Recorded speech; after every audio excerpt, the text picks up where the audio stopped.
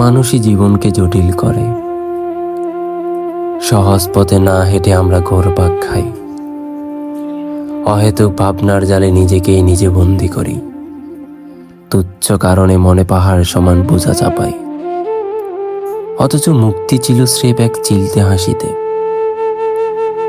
অতীতের বোঝা আর আগামীর ভয়, এই দুয়ে মিলে বর্তমানকে আমরা দুমড়ে মুচড়ে দূরে সরিয়ে দেই।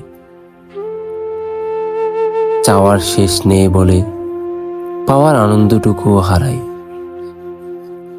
অন্যের চোখে নিজেকে খুঁজতে গিয়ে সত্তা হারাই। জীবন তো ছিল খোলা আকাশে আর বহমান নদী, আমরাই সেখানে দেয়াল তুলে ভাগ করেছি সীমানা। একটু সহজ হলেই যেখানে সব অন্ধকার কেটে যেত, সেখানে আমরা জটিলতার অন্ধকারে বসত করছি।